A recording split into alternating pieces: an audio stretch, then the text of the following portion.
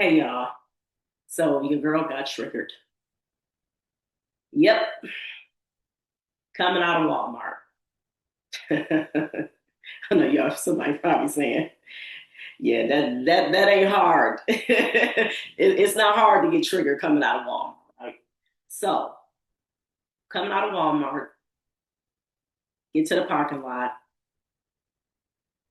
All of a sudden I hear, didn't I tell you don't embarrass me? Well, sister holding the little boy by his wrist, looked like he was about 3 or 4. And she just wailing. Got her using her hand, just bam, bam. He just, ah. And then there was another young lady standing right there as well. She just looking. She just looking like, and I'm just like, oh. Mm-mm. And the triggers is, for me, is because unfortunately, it took me back. It took me back to my own uh, ways in which how I used to discipline my children. How, and especially, when we go out, you go into that store as a Black mother, we've seen the jokes, people have done the videos, right? You get the speech. Don't ask nothing, don't touch nothing, don't say nothing, don't look at, you get all of, you already get the speech where you're traumatized before you go into the store. And then don't let you do something that a child tends to do, which is they want to explore, they want to touch things, they want to, look at this, or they may try to run off, do all of these things that children do, right? And for us in the Black community, we've been conditioned to behave in a certain manner because we know that when we go out, we have to look the part. We have to look like we got it all together. We don't want nobody trying to, say anything to us, or we don't want anybody to, we don't want to draw any type of unnecessary attention to us.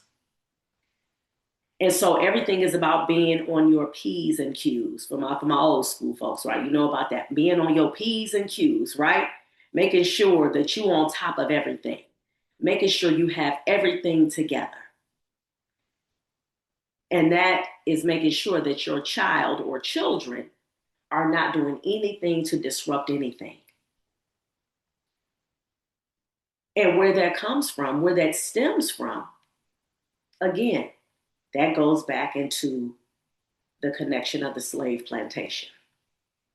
That making sure that we are doing everything that the massa, the white man or white woman, expects from us. This is what our ancestors, this is what they had to adopt. Were the maladaptive behaviors that they had to adopt because they were in a system where they were always constantly under attack. So if you're constantly always under attack and you are in a position where you're like, what am I going to do? I'm in this position where I can't go anywhere. Everywhere I look, this is what the people that look like me, this is what we are. We are under this demonic system. We are in this enslaved system to where we cannot be free to be a human being. So if you still have that, that mindset, so what do? You adapt. You do everything that you can to what? Survive.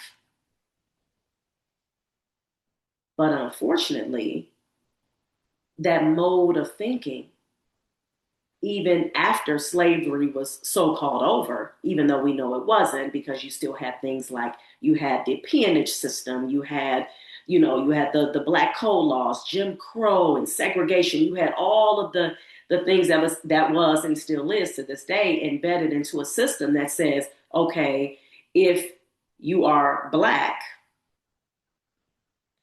You have the phenotypes of a Black person. It don't matter. You could be my color. You could be even lighter, brown, dark, whatever. Then you are always going to be in a position where you are considered lower class.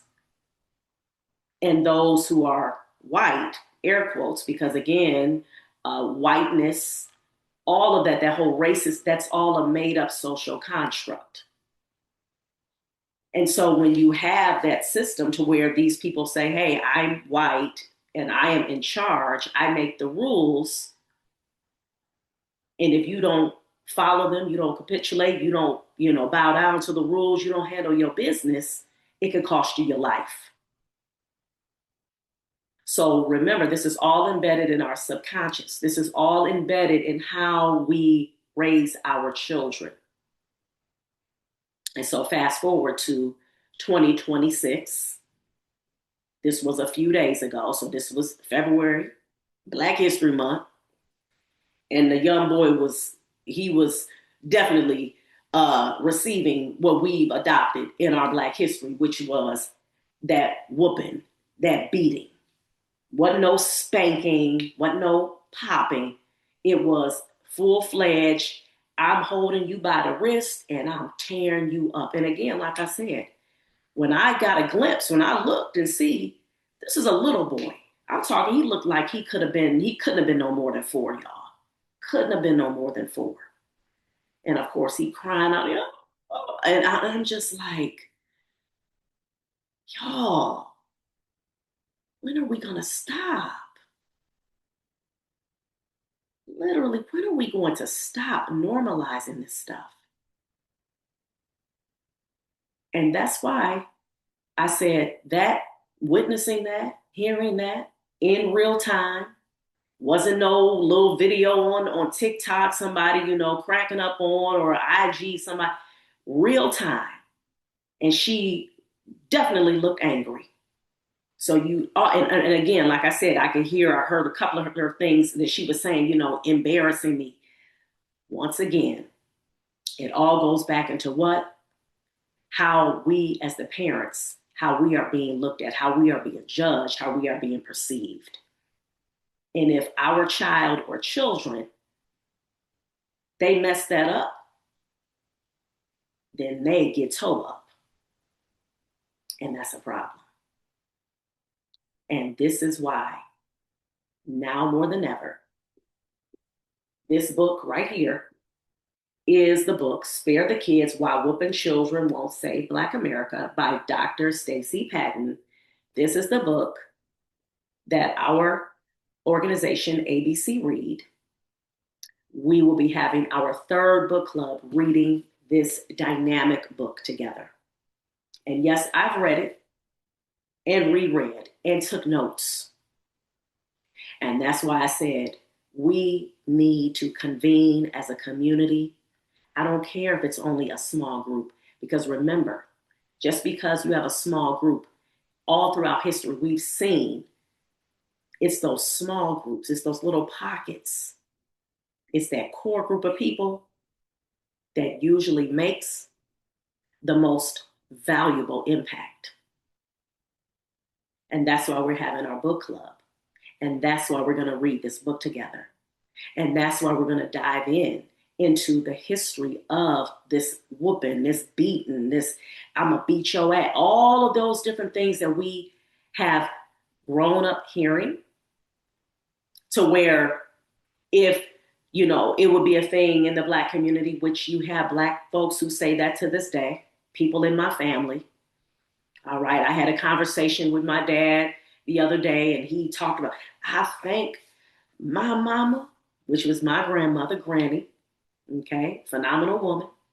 And he said he thanked her for every beat down he got. And according to him, he was getting beat all the time, okay?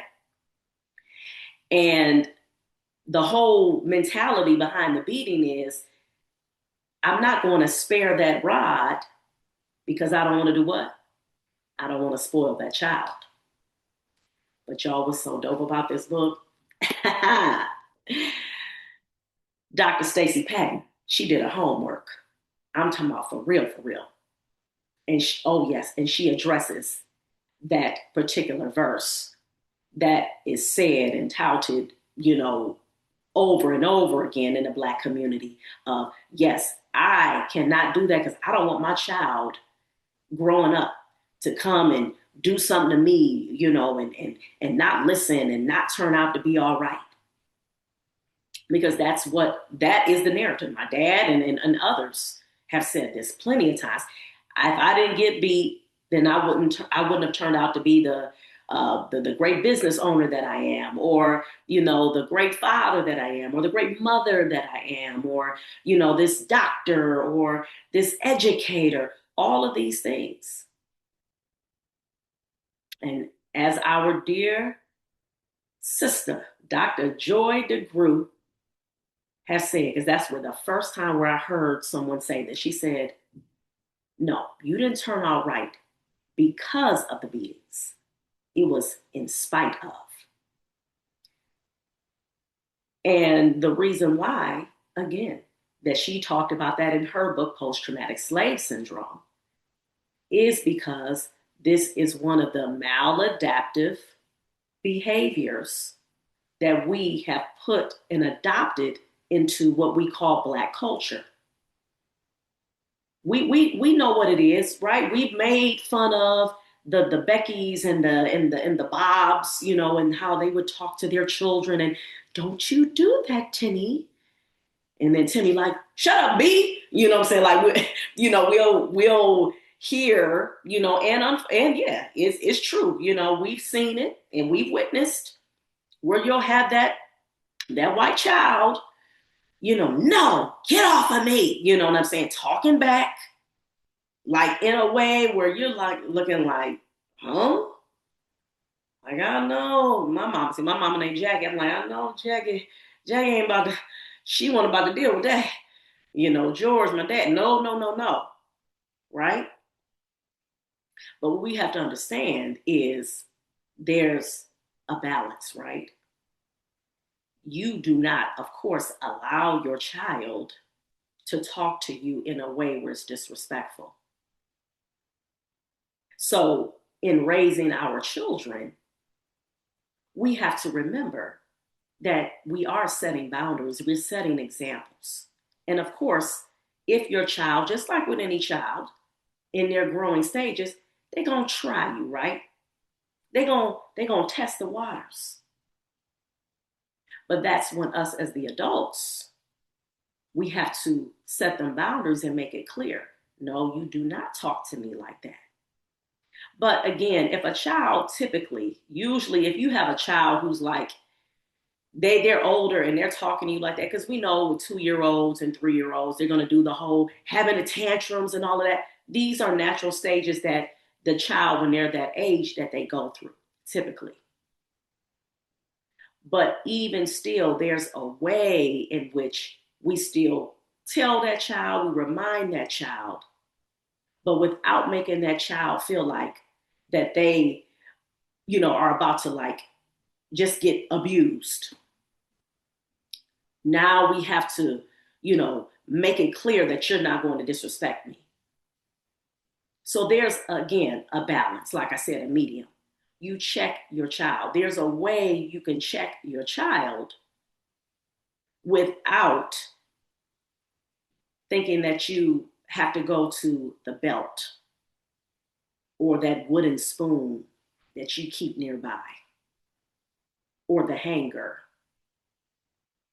Or as they get older, now you feel like, okay, I have to really make it clear that I am the one who's in charge and in control. And especially us as mothers, as Black mothers, we understand when our boys start getting older, they start, as the old folks would say, our elders would say rather, they start smelling themselves, right?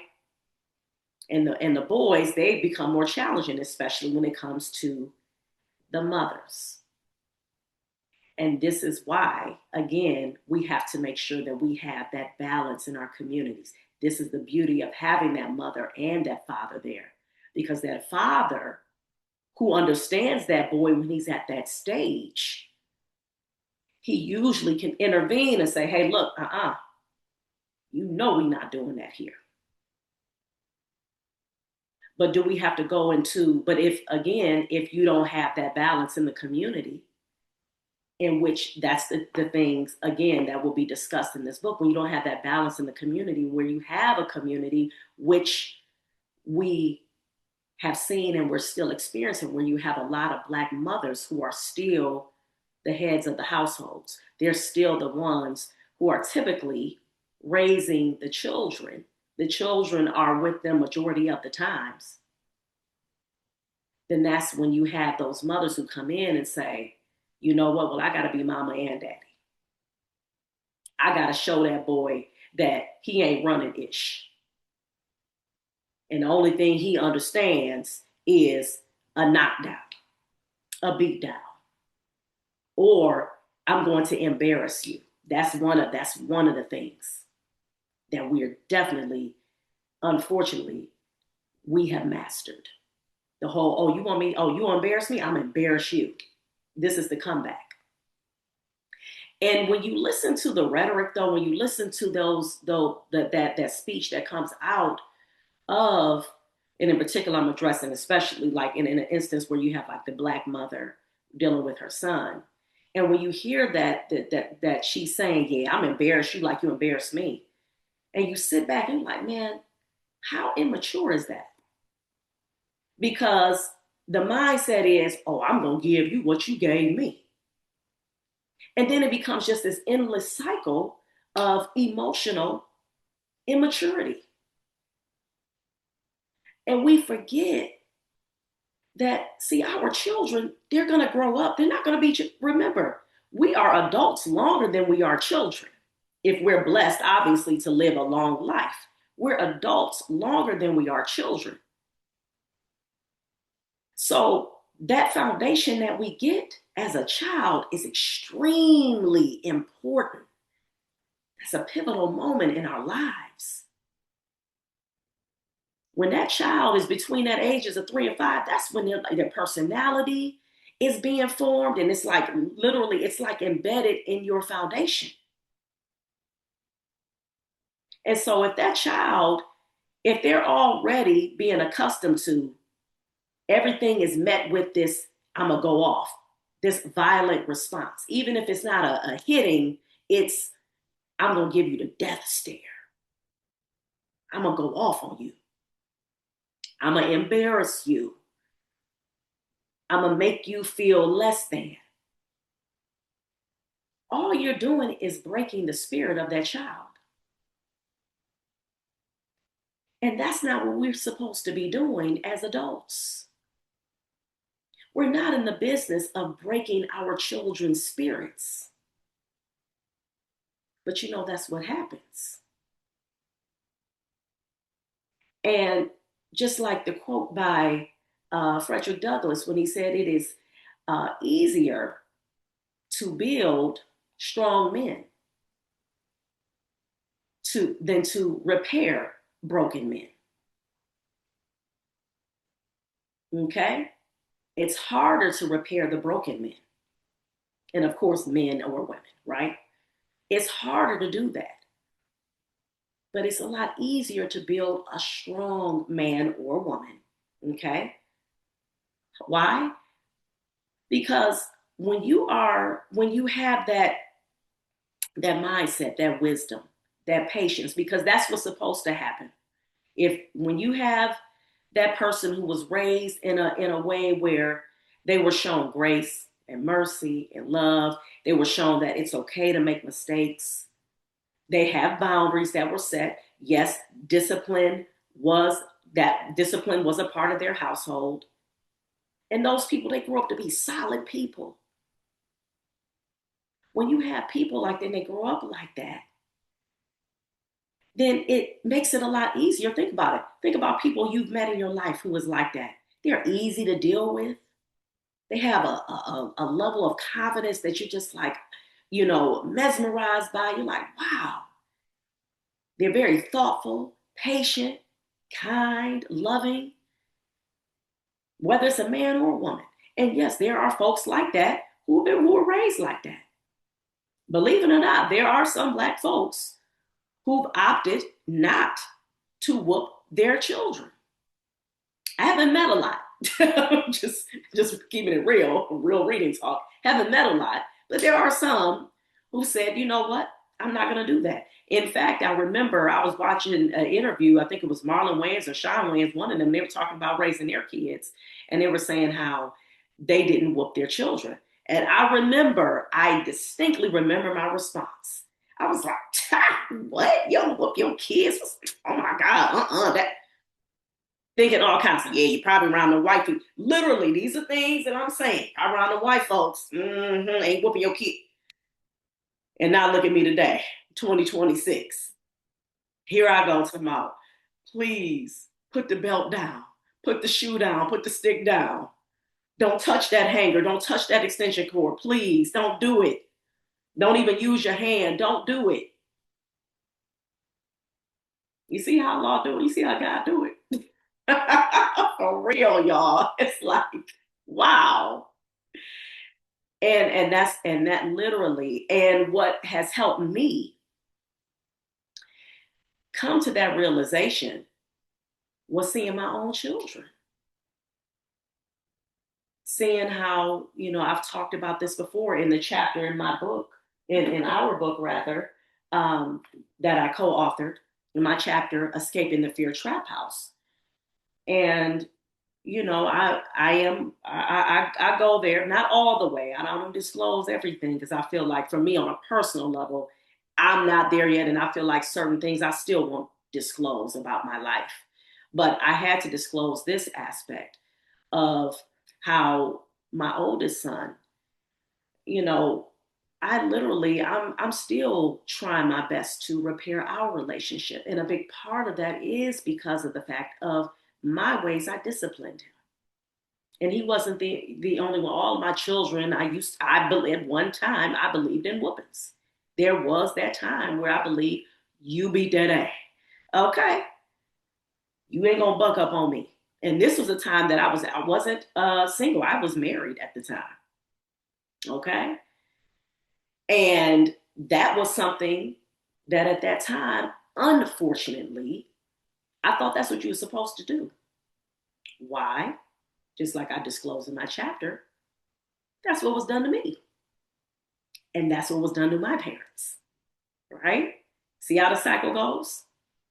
If you normalize the dysfunction, then, you look at it like, hey, this is what it is. You don't look at it as dysfunction. You put the fun in dysfunction. It's so funny. I heard that joke years ago. Actually, Jay Leno had said it in one of his stand-up. They put the fun in dysfunction, and that's what we do.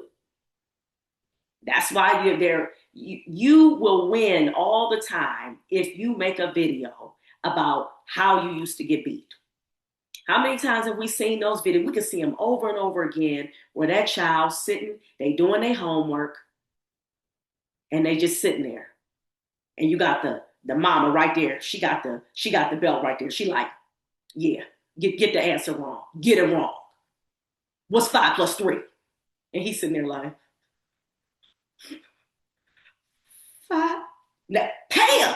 And we like, we still like, I have to stop myself from chuckling. But guess what? What I realized when you are trying to heal and understand, and what we realize is that we had to do everything we could to laugh to keep from going insane. That's why Black folks, we are some of the most funniest people on the planet. We know we are. We are hilarious. We can make things funny, okay? We like that, that's not bad. That's a good thing. We just, we dope on so many levels, okay? However, y'all, when it come to this here thing, that whole beating our children, that whole I'm gonna knock you upside the head and I'm gonna come up to that school with, I got the rollers, I got the belt, I got my house coat, the house shoes, I'm ready. Everybody like, Antoine about to get it. Uh-oh, Travion about to get it. You know what I'm saying? We literally, and then we make jokes about it, but we don't understand. Yeah, it seems like it's funny and all that, but literally that does something to a child's psyche. It does something to their spirit. Some children, when they are used to getting beat, they turn out to be timid. They're afraid to try things. They're afraid to take risks. They tend to not pay attention to their gut, their intuition. And this is what research has shown. These are things that happens when that's one of the signs of when you have a child who's abused. Either that child is too timid, they're all with people pleasing, afraid to speak up when they need to speak up because they're afraid to be wrong, because they remember when they were wrong when they were a kid. They remember what happened when they were wrong. What? You say what? Say that again. They already know. The pop is coming. The yelling is coming. Right? All of that stuff is happening. Or the flip side can happen. That child, they grow up and get beat. It hardens them. They get real bitter and coarse. It's like breaking through walls. And then they wind up becoming violent, unfortunately. Studies have shown that. How when you have kids who have been abused and they have been beaten, they link that to that child growing up as an adult becoming abusive. They become violent. Everything is a fight. You have grown women saying, yeah, see, that's what you're supposed to do in a relationship. You fight. Because that's what has been normalized. They saw that. Well, where they get that from? You don't just, wake up and just have your thoughts and ideas. This is something that was cultivated and fostered in your home first. That's your first community. That's where you learn how to be from your parents. And that's why, again, like I said, like I started off in the beginning, coming out of the store, next, bam, I'm like, ooh. And I'm like, of course, it's a sister. I'm like, damn, man. And of course, no, I'm not going to go over there and say anything like, sis, you know what I'm saying? Please, come on, I know my people. I'm like, oh my God. And some of you who listen, y'all might be like, you know what, I would have waited and then maybe talked to her afterwards or whatever.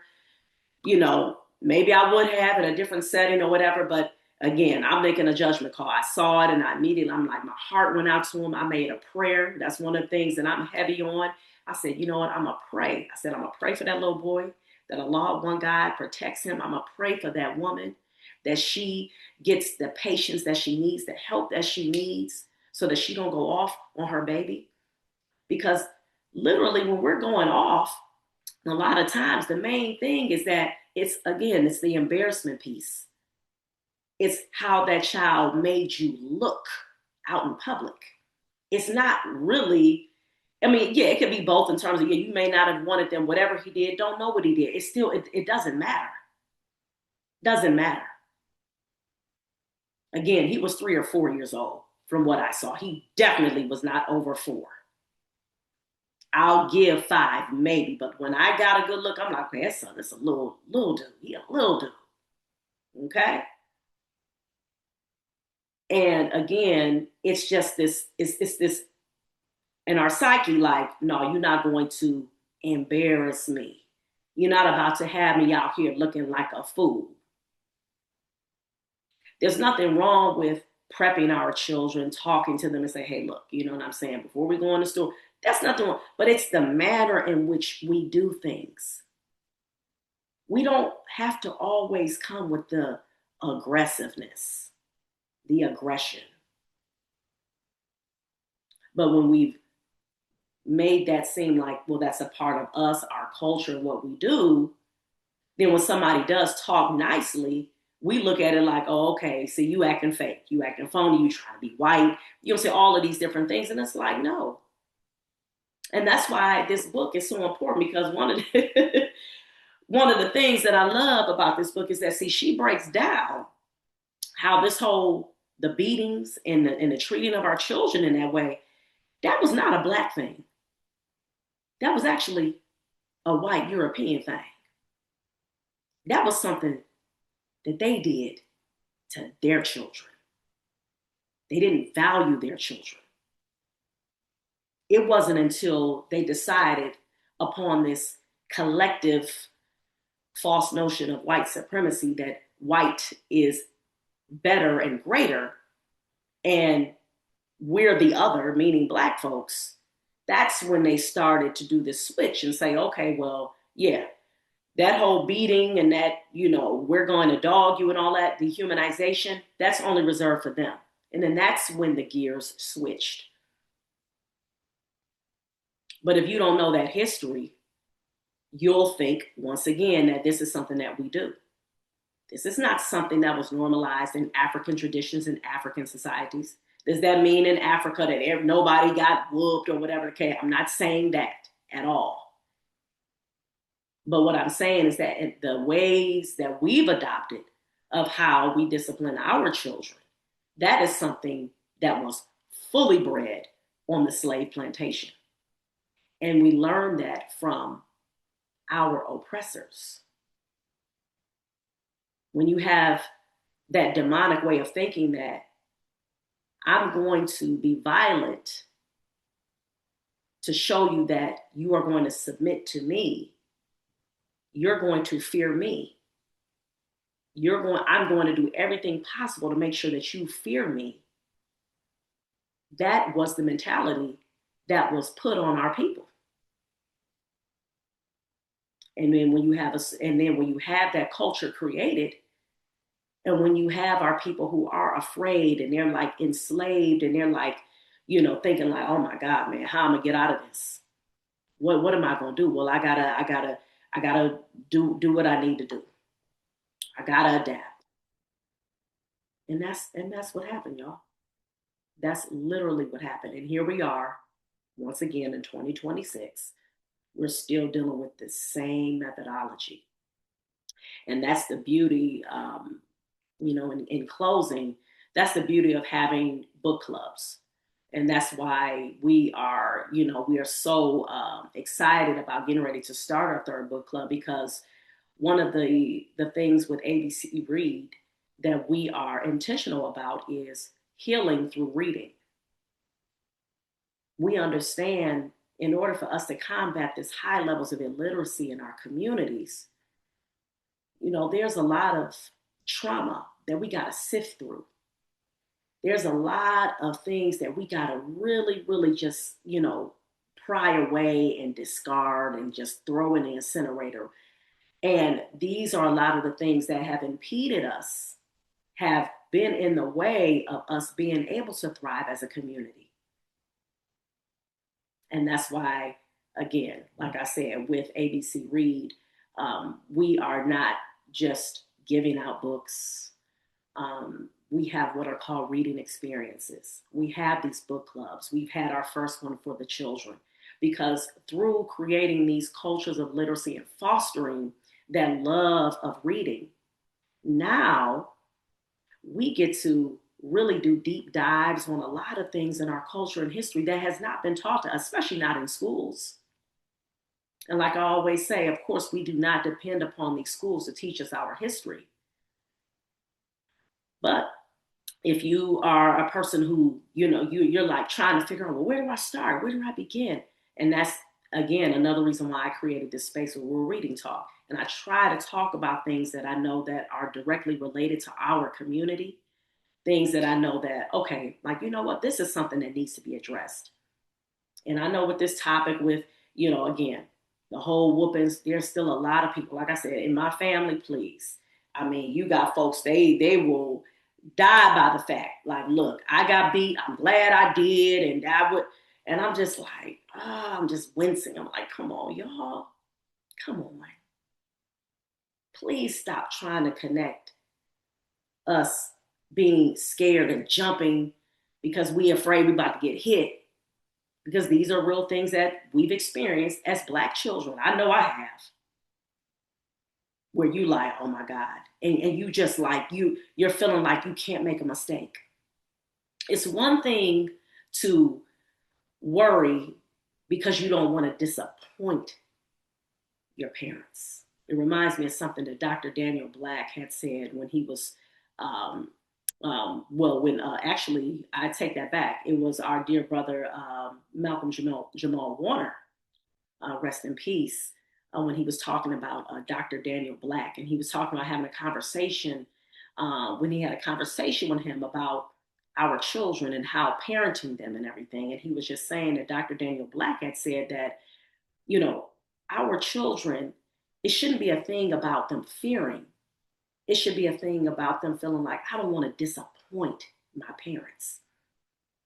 And I would even put that under the line of like a healthy fear, right? So, not a fear like we don't want our children to be afraid to make mistakes. It could be something as simple as, they went to go pour some milk and then they knocked a cup over and they spilled the milk.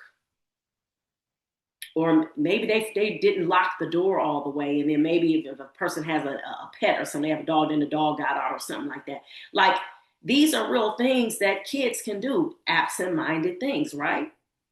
But us as the parents, we can't just think that, okay, well, I got to react in this way right now. I'm about to go off, because really what you're doing is reacting. And it's an emotional response. It's an angry response, which that doesn't mean that you're not going to get angry. We're human. All of these emotions, that's what we have them for a reason. But that's why we have to be intentional about trying our best to check them, especially when it comes to our babies. And then we wonder why when that child, they get older and we looking at them, they going off. They don't know how to respond to stuff. They're very reactionary. And it's like, what the first thing that we have to think about is, well, what happened to that adult? How were they raised? Because you're not just being reactionary. You saw somebody do that. That was something that was normalized. That was something that you saw that was modeled. And so now you've adopted it. And so that's why, again, like I said, I am very excited about us starting this book club. And I want people in the book club, not just those who believe how I believe. I want those in the book club who will die by the fact they're like, you know what?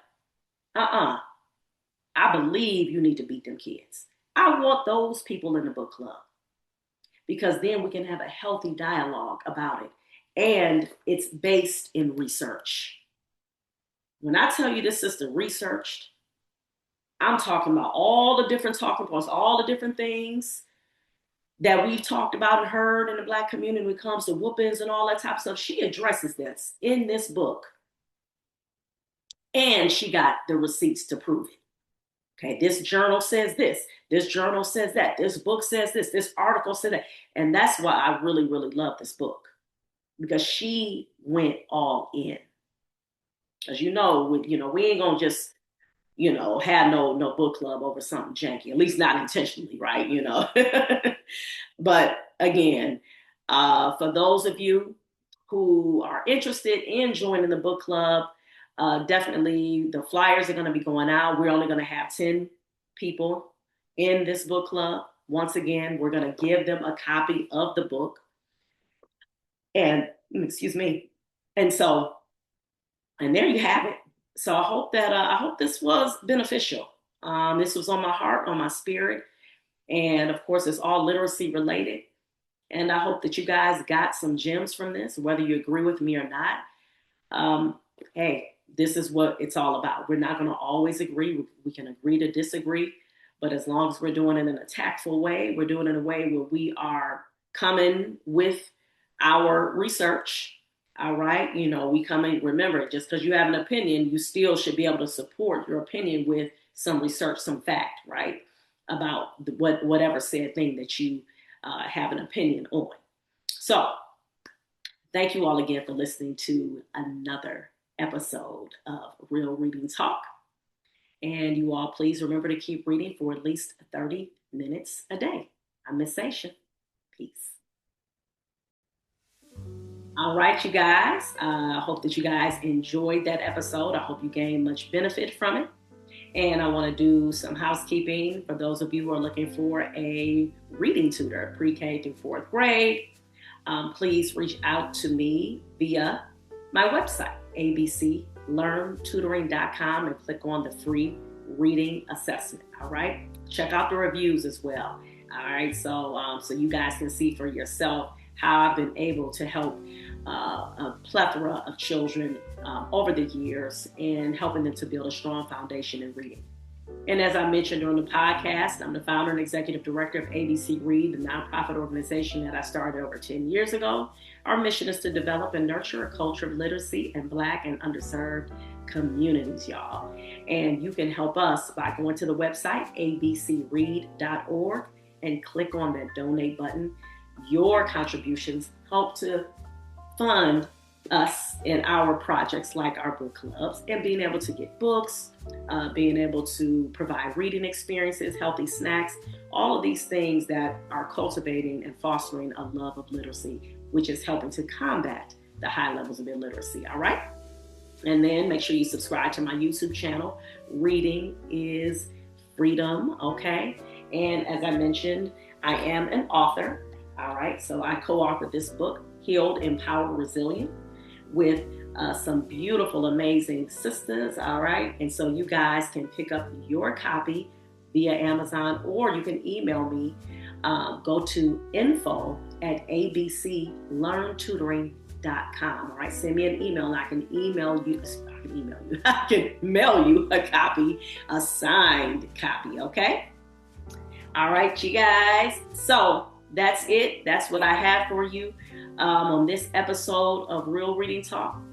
Please make sure that you keep reading for at least 30 minutes a day.